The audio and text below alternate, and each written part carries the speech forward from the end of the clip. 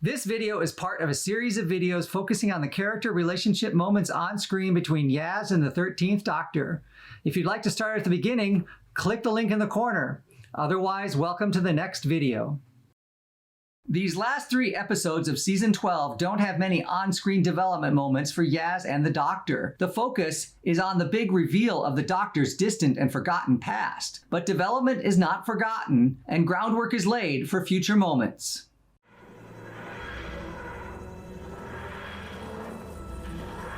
Season 12, Episode 8, The Haunting of Via Diodati takes us on an historical adventure to the night that inspired Mary Shelley to write Frankenstein. Of course, the Doctor was involved. Naturally, this is one of the episodes where Yaz gets to dress up, so she dons her most period garb to date. She loves her leather jacket, but she also loves to express her inner queen. You rock, Yaz. You rock. Excuse me, Yaz. I was very clear about the rules. Nobody mentioned Frankenstein and don't interfere. And nobody snogged Byron. We get little moments like this, just brief exchanges reinforcing the natural banter between Yaz and the Doctor. Excuse me, Doctor. You broke a rule. Next you'll be snogging Byron. I was trying to get them back on track. Byron challenges Mary Polidori and Percy Shelley to come up with a ghost story. Spot the difference. Not much writing going on. And there's no Shelley. Bingo. They're a man down. Yaz feels comfortable trying to help the Doctor stick to the plan, even though she knows the Doctor will wander off task, no matter what she does or says. But the moment we are looking for, a new reveal about what Yaz is navigating regarding her feelings for the Doctor, comes when Yaz and Miss Claremont are discussing enigmatic people. His answers only increase the enigma. I know someone like that. This enigmatic person of yours, would you trade them for reliable and dull? My person's a bit different. Miss Claremont wants to know about the mysteries of Byron, paralleling what Yaz wants to know about the Doctor. Waterloo. Oh, I love a good plume. What do you think? Mandip Gill's performance shines again in the little asides, giving Yaz a chance to express her approval of the Doctor's eccentricities and of how much attention she focuses on the Doctor. I have to find out what he's looking for. Alone. You need backup. All of us against one. Yaz insists on going with the Doctor, but she gets rebuffed. One Cyberman, but then thousands. Humans like all of you. Changed into empty, soulless shells. The Doctor begins to set boundaries and also expresses a growing need to protect Yaz and the other companions from the worst possible outcomes, especially with creatures like the Cybermen. No feeling, no control, no way back. I will not lose anyone else to that. Do not follow me. Thus begins the barrage of moments on screen where the Doctor pushes Yaz away. It's not just his life at stake, it's yours. You want to sacrifice yourself for this? You want me to sacrifice you? You want to call it? Do it now. All of you. Because sometimes this team structure isn't flat. It's mountainous, with me at the summit, in the stratosphere, alone. The pushing away culminates in moments like this, moments which underscore what is ultimately ahead for Yaz. Whatever she may want with the Doctor will always be alone at the end of everything, and that continues in perpetuity for her. Any moments of closeness will always be diminished by this reality. Save the poet. Save the universe. Watch people burn now. Or tomorrow. Sometimes, even I can't win. Yaz ends up respecting the Doctor even after being pushed away. Respected because the Doctor has to make these impossible decisions. Often ones the young humans don't fully comprehend in their complexities. Yaz wants to be the Doctor, and Yaz wants to be with the Doctor. Yaz probably doesn't know which she wants more. May I just say, you were quite lovely in a crisis. No, you may not. When approached by men or having to feign affection for men, 13's response comes off as forced and a little strong. We can interpret this as more evidence that men just don't do it for Dr. 13. Plus, this Doctor fancies brilliant women like Ada, who appeared earlier in the season and is mentioned again to Byron as she is or will be his daughter. Brilliant women like Ada and Yaz.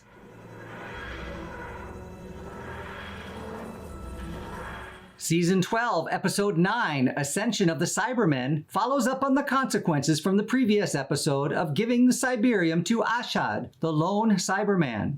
Every empire has its time, and every empire falls. But that which is dead can live again in the hands of a believer. I've always looked on that cold open statement by Ashad only through the lens of Cyberman mythology. But could it mean something very different? Could it have implications with things to come in future episodes? Could it instead reflect on the mythology of the Doctor? But that which is dead can live again in the hands of a believer. The statement as presented doesn't really predict the outcome of the Cybermen. In this context, it's nothing more than mysterious religious babble. Listen to me. Do not argue. Go with the humans. Help them, get them out of here. You won't make it back to the TARDIS alive. Make sure you're with them. We're not just gonna leave you. Yes, you are. You have to, all of you. No questions. Get out. More and more, the Doctor pushes Yaz away. This comes from a place of trying to protect her, and the other companions in this case, from becoming potential human fodder for Cyberman conversion. But it also most certainly reflects the growing attachment of the two, and the tension between them, as Yaz resists being pushed away every time. Look, we've only come in here for shelter, and our friends are still out there. Sit down! No, you need to let us out! It's too late!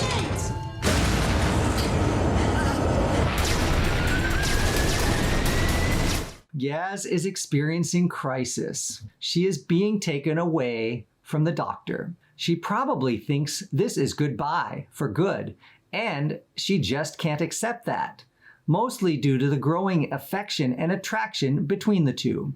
With Yaz separated from the Doctor, there are few opportunities for direct exploration of their relationship.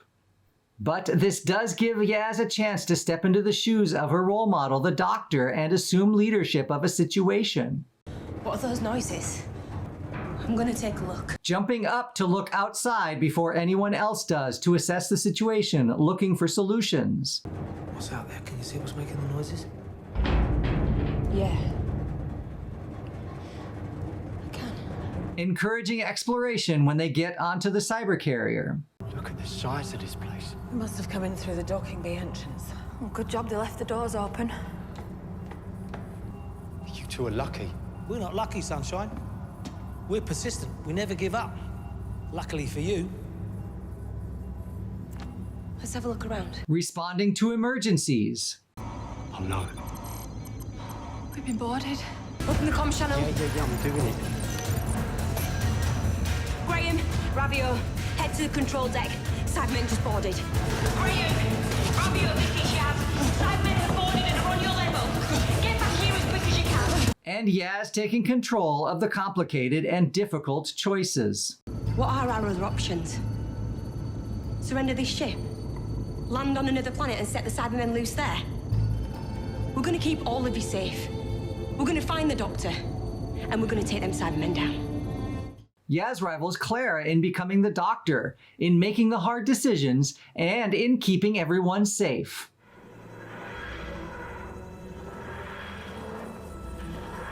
In the finale, episode 10 of season 12, The Timeless Children, secrets heretofore unknown about the history of the Time Lords are revealed. Yaz and the Doctor remain separated for most of the episode, each with divergent goals. The Doctor has her past to uncover, thanks to the Master digging deep through the Matrix, and Yaz is focused on getting back to the Doctor any way she can. I want you to know, I think you're such an impressive young woman. Never thrown by anything. Always fighting. You said to the doc that you thought she was the best person you'd ever met. You know what, Yaz? I think you are. You ain't got a time machine or a Sonic. But you're never afraid, and you're never beaten. If Graham can see this aspect of Yaz, then certainly the Doctor can too. Yaz has been nurtured from the very beginning as a competent, capable, and strong individual, and more than any other companion, has the potential to match the Doctor in problem solving and solution finding. The boundary will absorb us, but you have to take the step. Step into the unknown. Who fancies going first?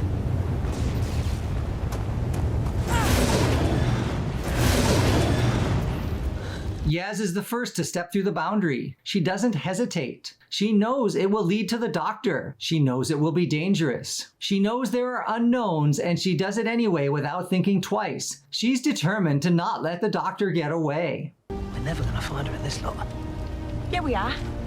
We're gonna find her and we're gonna rescue her. She's done it for us enough times, now it's our turn. If Yaz hadn't fully converted to the virtues and methodology of the Doctor, by this time she's 100% there. Yes. She all right, Doctor?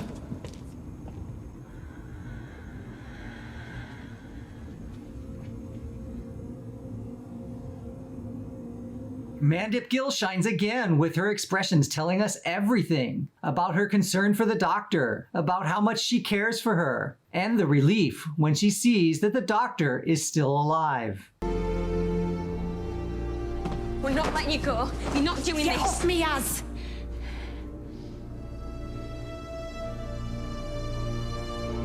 Please.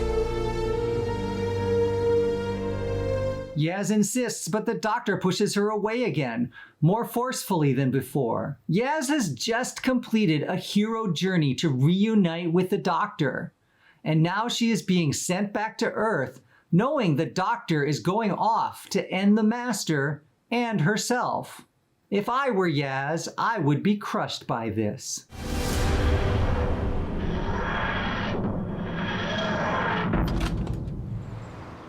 This is Earth. The home. She got us home.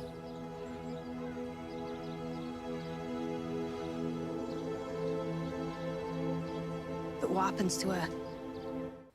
Everyone is grateful that they got back to Earth as planned, but Yaz only has one thing on her mind. What happened to the Doctor?